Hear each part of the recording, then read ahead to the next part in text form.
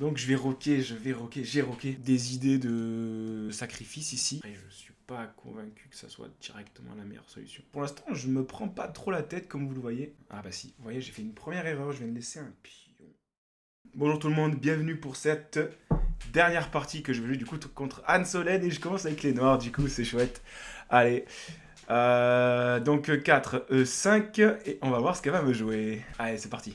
Donc pour rappel, je vais essayer... Bon là, je vais jouer une partie, somme toute classique, et on va voir par quoi elle répond. Ok, elle me rejoue l'espagnol. Donc bah écoutez, moi je vais répondre de manière classique. Alors là, Anne-Solène, j'ai l'impression que tu m'interroges. Tu m'interroges à savoir si j'ai bien révisé l'espagnol et si je vais changer de jeu. Alors regarde, je te montre, par rapport à la dernière partie, je vais jouer quelque chose de différent. Réfléchissons, réfléchissons. Ah, là-dessus, j'ai peur de perdre le pion. Donc, je vais le protéger. Donc, là...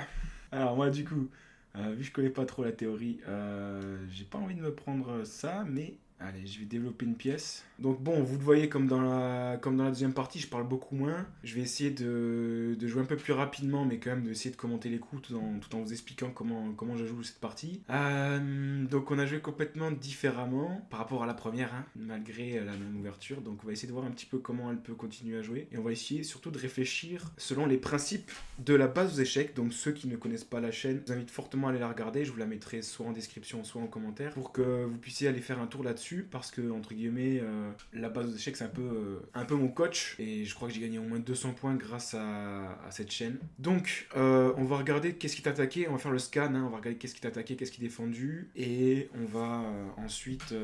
déjà, on va essayer de mettre le roi à l'abri. Mais dans le prochain coup. Parce que déjà, je vais empêcher le fou de case noire de se développer et de venir clouer mon cavalier. Ok, donc vraiment là, pour une fois, Anso, on va enfin jouer une partie, j'ai l'impression, où je vais pouvoir rocker. Allez, je développe mon fou de case noire. Je vais pouvoir enfin rocker en fait. Je vais pouvoir enfin rocker.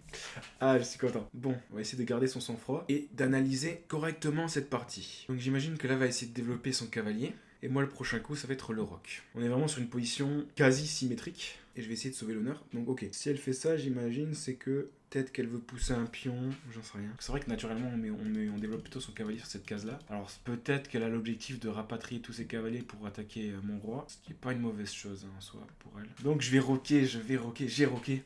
J'ai enfin rocké. Au bout de la troisième partie, j'ai réussi à rocker. Pour l'instant, je me prends pas trop la tête, comme vous le voyez. Je développe les pièces. Je protège si je vois qu'il y a une faille chez moi, et évidemment, bon, j'en vois pas pour l'instant chez Hanso. Si on regarde un petit peu dans son jeu, qu'est-ce qui est pas protégé? Ce pion n'est pas protégé, et je crois que c'est la seule pièce qui est non protégée. Ah non, excusez-moi, il y a aussi... Ah, cette fois-ci, bah du coup, le fou de case blanche est protégé par la dame, mais il ne l'était pas avant.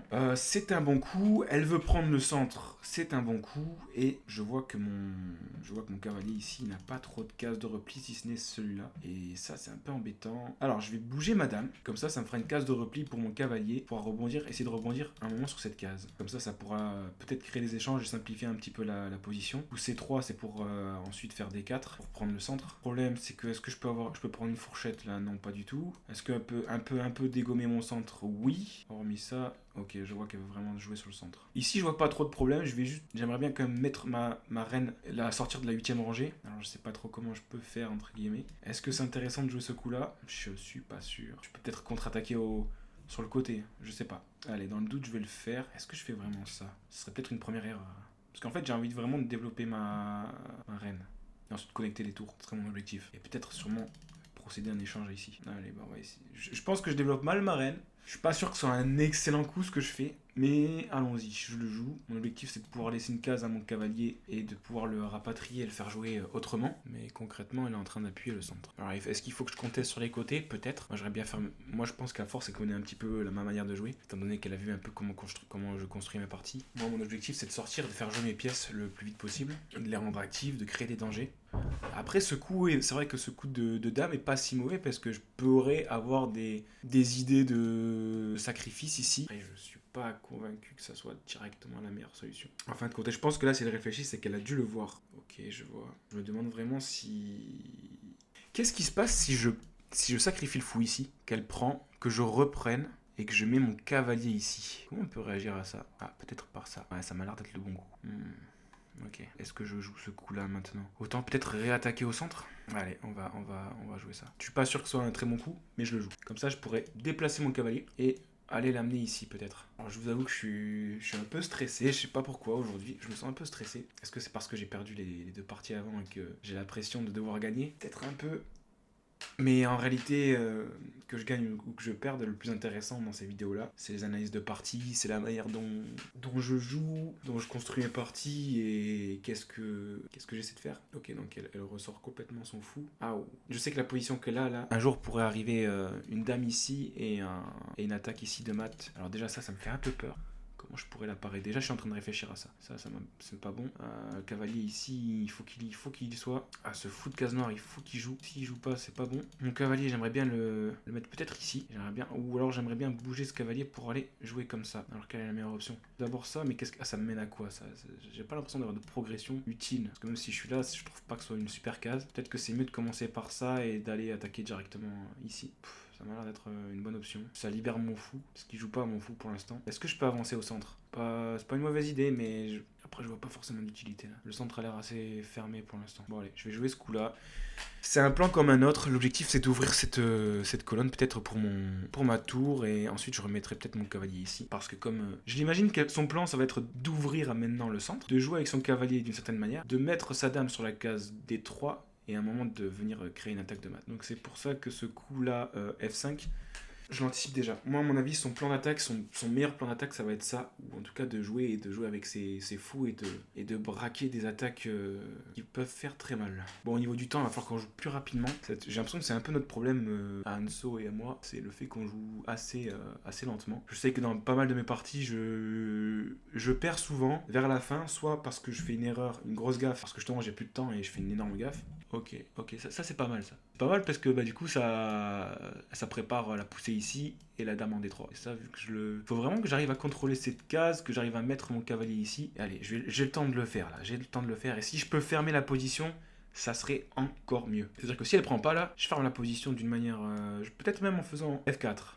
Et ce coup-là, il est important, il est vachement important. Parce que la réelle menace, pour moi, c'est ce fou de case blanche qui braque ici cette diagonale hyper dangereuse. Play avec la dame, je me suis déjà pris des maths comme ça, ou je me suis déjà pris des attaques de maths comme ça. J'ai pas réussi à anticiper. Et là, pour moi, le plan dans ce type de position, ça va être ça. Et voilà, je pense que voilà, elle joue ce coup. Voilà. Alors j'ai sincèrement envie de fermer la position directement. Alors ça va peut-être paraître comme un coup bizarre. Après, là, elle peut clairement ouvrir cette colonne. Moi, je peux peut-être fermer, mais ça renforce son centre. Ça m'intéresse pas trop. Est-ce que j'ai des cases pour mon cavalier? Oui, j'en ai. Ça va. Je vais fermer la position. Là, ça va être une partie un peu compliquée. Elle peut l'ouvrir. Le problème, c'est que là, elle, sur la 7ème rangée, c'est bien. Moi, c'est moyen. Très moyen, même, je dirais. Peut-être que je suis un peu en train de m'enfermer. Mais au moins, ça ne permet pas à ce fou de case blanche de s'exprimer sur cette diagonale qui me paraît beaucoup trop dangereuse. Et même, ce qui est bien aussi, c'est que j'ai réussi à couper finalement ce fou de case noire. C'est pas trop mal. Maintenant, eh ben, je vais développer mon cavalier. Je vais remettre mon cavalier sur cette case, attaquer j'attaquerai en soi là, mais je vais le remettre ici. Et au moins, je suis en train de diriger petit à petit le jeu vers son roi. Alors, est-ce que le sacrifice maintenant c'est intéressant? Toujours pas, à mon avis. Toujours pas. Je vais prendre avec le cavalier, ouais. Pour l'instant, je pense pas faire d'erreur. J'espère pas en tout cas. Ah bah si, vous voyez, j'ai fait une première erreur. Je viens de laisser un pion. Je l'ai pas vu. J'avais pas vu que dans l'histoire j'allais perdre un pion. Ah ouais, bon ben, erreur de ma part. Première erreur. Bon, on perd un pion, c'est pas grave, on se laisse pas abandonner par rapport à ça, on se laisse pas tuer. Bon, si je perds ce pion, est-ce que là du coup je mange? Ouais, je vais procéder à l'échange forcément. Après, est-ce que du coup je fais le sacrifice? C'est bien parce que le jeu est en train de s'ouvrir. Ça c'est une erreur en vrai, hein. J'aurais dû manger avec le pion, je l'ai pas vu ça, que j'ai joué trop vite là je pense. Ouais, voilà, c'est bien. Donc là ça je l'avais vu. Maintenant je vais pouvoir prendre ici, et là il y a des dangers j'ai l'impression, pour un peu des deux côtés. Donc, je vais prendre ici, logiquement, parce que là, je t'ai attaqué 2 fois et j'aurais encore perdu un pion, et c'est pas l'objectif. Maintenant, est-ce que c'est intéressant maintenant de venir manger? Ouais, ça c'est bien joué. Il y a ce coup-là qui m'appelle. Qu'est-ce qu'il y a d'autre comme coup qui m'appelle? C'est dangereux parce qu'elle est dans un vis-à-vis. Donc venir manger ici, bon de toute façon venir faire ça a aucun sens. Venir faire ça a aucun sens non plus. J'ai quand même envie de jouer ce coup-là. Bon, un pion c'est pas la mort. Bon, 2 minutes, je vais devoir jouer le coup. Allez, il est pas bon, hein. Peut-être qu'il est même pas bon, mais ça va créer des tensions, on va dire. Je braque mon fou aussi sur le pion G2. Voilà, je pouvais l'anticiper ça évidemment. Peut-être jouer sur ce clouage, hein, peut-être, ouais. Je dirais même qu'il faut jouer sur ce clouage. Alors, où est-ce que je peux remettre mon fou ou non, sur une case intéressante? Est-ce que ça c'est une case intéressante? Je pense pas. Est-ce que ça c'est une case intéressante? Peut-être. Est-ce que ça c'est une case intéressante? Non. Je pense que la case intéressante pour mon cavalier, ça va être ici. Je vais le jouer. Je vais le jouer. Comme ça, je vais pouvoir jouer sur le vis-à-vis. Alors, déjà, j'avais pas vu qu'elle avait un échec. Un échec ici, là, avec son fou de case blanche. Il faut faire gaffe. Ouais, je l'avais vu celui-là. Je l'ai vu après coup. Hein. Ça résout pas le problème du vis-à-vis. Mais là, le problème, c'est qu'elle est vraiment dans deux vis-à-vis. C'est quand même assez désagréable pour elle. Mon roi est braqué. Ok, d'accord. Là, la partie commence à être intéressante quand même.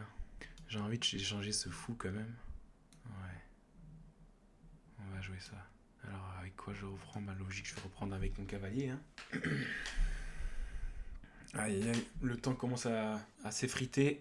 La partie va bientôt se terminer, ça sent. La position commence à être complexe. J'espère que Hanso va réussir à jouer ça proprement, parce que pour moi, elle est en train de gagner tout ça. Ok, j'ai envie de créer un vis-à-vis, encore une fois. Alors, prise ici. Échec. Elle prend, je reprends. Il se passe quoi? Pas grand-chose, j'ai l'impression. Allez, je vais jouer ce coup-là. Au moins, ça protège mon fou de case blanche, et ça va permettre de faire coulisser ma tour sur la colonne E. Créer encore une fois du vis-à-vis. Ça, c'est bien joué, ça. Alors, qu'est-ce que menace? Ça, elle peut pas, ça, elle peut pas. Enfin, on est un peu mieux au temps. Ça va peut-être pas tarder. Je vois pas trop la menace. Ah, peut-être que si, elle peut prendre un non.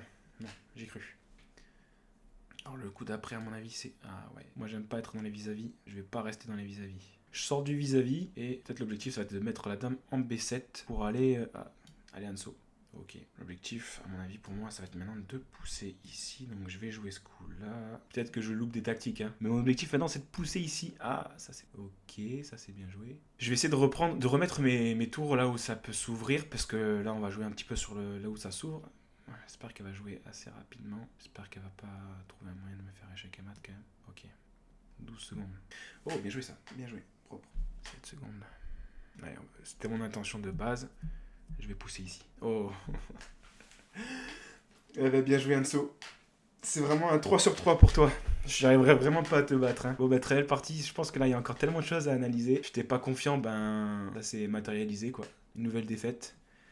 Je pense qu'on va aller analyser ça de suite. Hanso m'a joué une espagnole.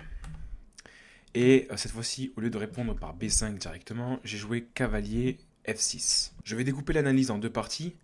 La partie a duré 30 coups. Je vais la découper du premier jusqu'au 15e coup. 15e coup à partir duquel j'ai commencé à faire une erreur. Et du 15e coup jusqu'au 30e coup. Pourquoi j'ai décidé de faire ça? Parce que je vais essayer d'analyser et de vous montrer mes erreurs au début qui ont conduit à la construction des erreurs sur la deuxième partie. On va voir qu'il y a à peu près eu 2 temps dans cette partie. Une partie où j'ai à peu près tenu le coup, mais j'ai commencé tout doucement à creuser ma tombe.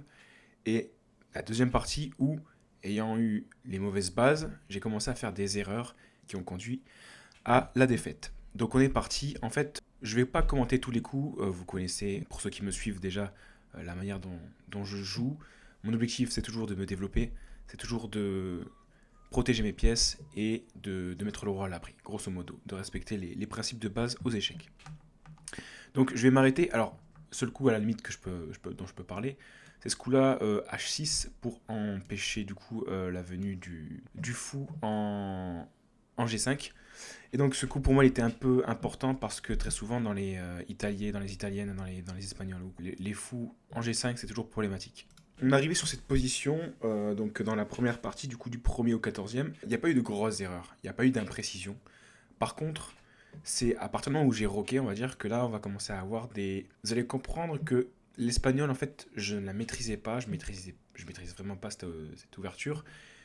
Donc je ne connais pas bien les principes, les enjeux de la position, qu'est-ce qu'il faut vraiment surveiller, comment faire pour pouvoir développer ses pièces, et quel est le plan de jeu à adopter pour vraiment pouvoir essayer de chercher d'une part une attaque.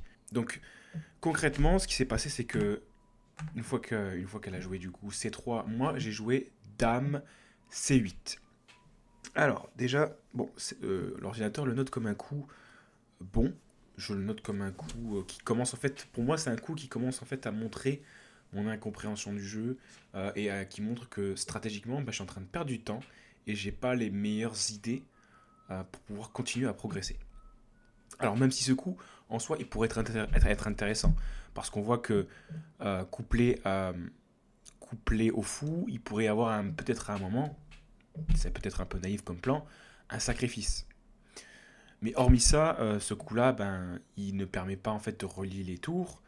On est toujours un peu bloqué chez soi par cet amas de pions et on n'arrive pas vraiment à jouer. Et voilà, donc c'est un des premiers coups qui montre ma mauvaise compréhension de l'espagnol et de comment réagir et comment avoir un bon plan. Finalement, je ne vais pas aller plus loin et je vais simplement vous montrer un plan de jeu qui aurait été intéressant du coup si vous avez à peu près cette position dans une espagnole, parce que c'est ça aussi qui est intéressant du coup. Alors le plan de jeu généralement à avoir, c'est de mettre la tour en 8 déjà pour pouvoir parce qu'en fait l'enjeu de l'espagnol, corrigez-moi dans les commentaires si je dis faux, quelque part l'espagnol c'est une partie qui n'est pas très rapide et qui se joue assez lentement pour arriver à une meilleure position sur le long terme. Je m'explique. Là, par exemple, un des plans intéressants quand on est avec les noirs, c'est justement apparemment, parce que j'ai fait l'analyse, de pouvoir protéger et en tout cas défendre le pion, virtuellement le pion E5, pour pouvoir lutter pour le centre, quelque part.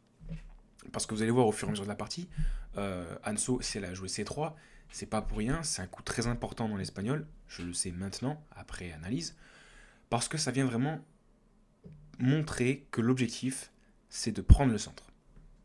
Donc tour 8, on se dit, bon, à quoi ça sert? Mais tour 8, en fait, ça prépare ensuite fou F8. Et fou F8, ça a énormément d'utilité. Et là, ça, c'est pour ça que c'est un très bon plan, contrairement au plan que j'ai eu, moi, de jouer dame C8. Fou F8, donc, c'est un très bon plan parce que ça permet du coup de libérer la tour E8, qui a un contrôle maintenant direct sur le pion E5. Et ça permet du coup à la dame de pouvoir s'exprimer sur les cases noires une fois le fou enlevé et le cavalier sorti. Ça permet aussi, une fois le fou F8, de mettre le cavalier en E7 et pourquoi pas le mettre ensuite en G6. Et là, on a un setup qui nous permet en fait d'aller commencer à mettre des pièces directement le plus vers le roi adverse. Et ça aurait été un plan intéressant. Donc j'ai pas pris le temps. Donc c'est pour ça que moi aussi je vous conseille, enfin, je vous donne des conseils qui me sont propres et qui peuvent du coup aussi vous aider. Dans ce cas-là, moi je pense que j'ai vraiment pas pris assez de temps pour analyser la position. Vaut mieux à la limite perdre la partie autant au bout du 20e, 25e coup. Mais là, à rejouer cette partie, j'aurais préféré trouver un plan comme celui-ci que du coup de jouer dame C8 et en fait de créer un plan qui stratégiquement est pas dangereux et qui permet pas à toutes mes pièces de s'exprimer. Ceci étant dit, du coup, ça c'était le plan. Donc évidemment, moi je ne l'ai pas vu et on va du coup passer à la deuxième partie de la partie. Donc du coup du 15e au 30e coup. Grossièrement dans la position, il y a un moment, vous l'avez vu, j'ai replié mon cavalier ici en 8 pour pouvoir pousser en F5 et fermer la position. Donc ça, ce plan, à la limite, c'était un plan qui était jouable, on était encore sur une position égale.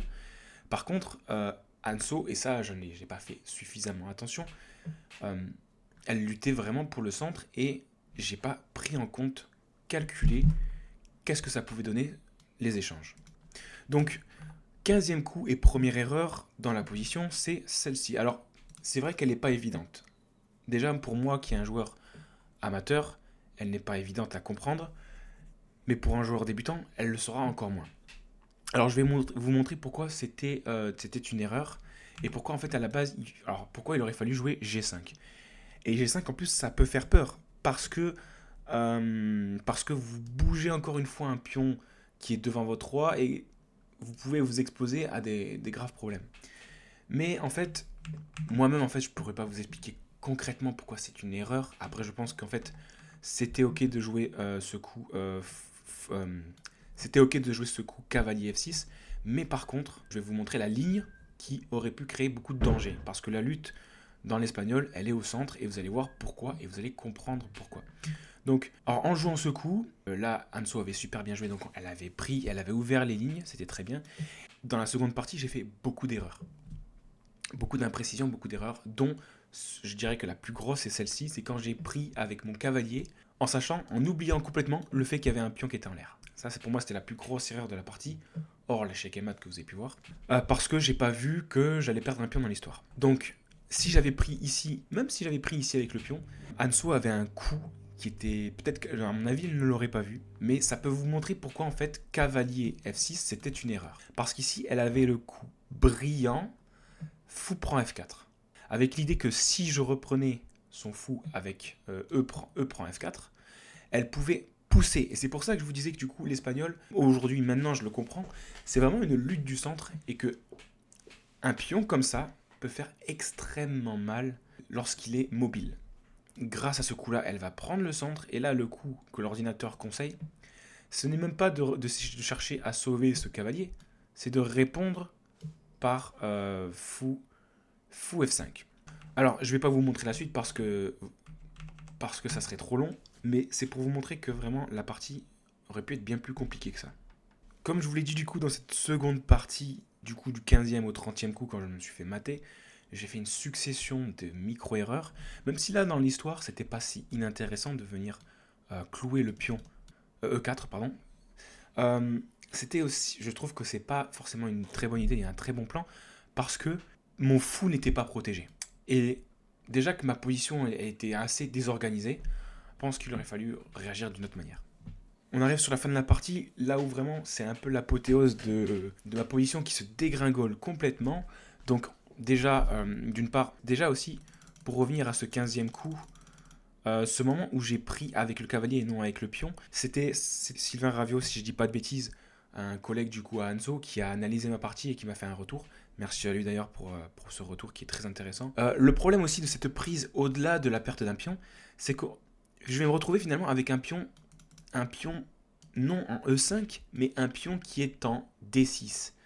Et ça devrait être vraiment plus considéré comme limite comme une gaffe, cette prise en E5. Parce que vraiment, je me suis retrouvé du coup, quand je reviens sur le 25e coup, voilà, au lieu d'avoir un pion qui serait ici, je me retrouve avec le pion ici en D6.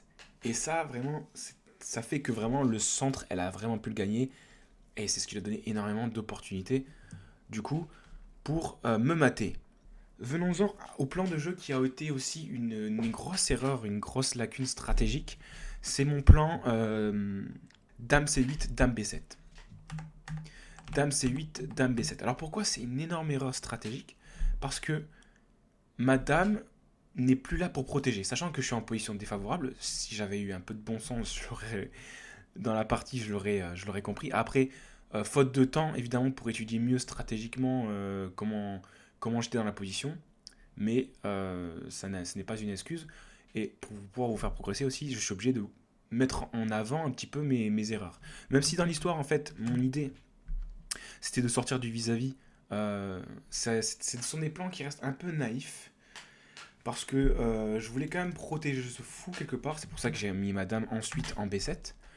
Mais il n'y avait pas forcément intérêt parce que le danger, en fait, il n'était pas sur ce fou, finalement. Même si, déjà, c'était pas une super chose que ce fou soit en l'air, quelque part.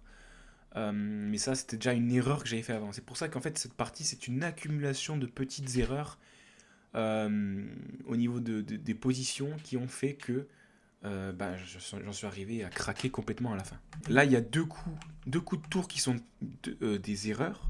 Pourquoi? Alors pour le 27e coup, quand je mets ma tour en D8, là, quel est le problème de ça? Là, je me retire de la colonne E, alors que c'est pour ça que vraiment, sur cette partie, c'est vraiment une bataille du centre, encore et encore et encore.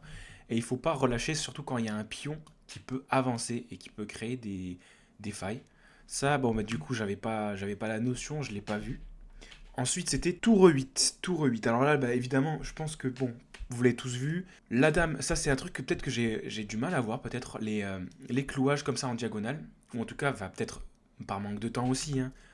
J'ai joué ce coup en 3 secondes, il m'en restait 15. Je pense que je l'aurais vu dans des circonstances où j'aurais plus de temps, mais ça c'est ma responsabilité, c'est mon erreur d'avoir joué trop lentement sur des coups qui n'étaient pas critiques, et du coup Et là pour le coup c'est vrai que elle a eu la possibilité de prendre ce pion tout simplement parce que mon pion ici en G7 était cloué. Voilà, du coup à la fin, faute de temps, faute de vision, j'ai pas vu le mat, et c'est comme ça qu'elle a gagné. Pour conclure, ce qui m'a fait vraiment défaut, là où j'ai eu vraiment des lacunes, ça a été dans la compréhension du coup des enjeux de la position de l'espagnol. C'est vrai qu'il y a pas mal de théories. Vraiment, l'enjeu de l'espagnol, c'est vraiment de pouvoir déjà, le fait d'avoir roqué, c'était pas mal. Mais ce tour E8 et fou F8, c'était vraiment un plan que j'ai complètement pas vu et où j'aurais dû vraiment plus me poser parce que, en réalité, quand j'ai joué par exemple Dame C8, elle, elle avait un plan de jeu. C'est-à-dire que son plan de jeu, c'était C3 et pousser au centre. Ça, déjà, j'aurais dû l'anticiper. J'aurais pu l'anticiper déjà à partir du moment où elle a joué C3, parce elle l'a joué à très vite, juste après mon rock. J'aurais dû comprendre que l'enjeu était au centre.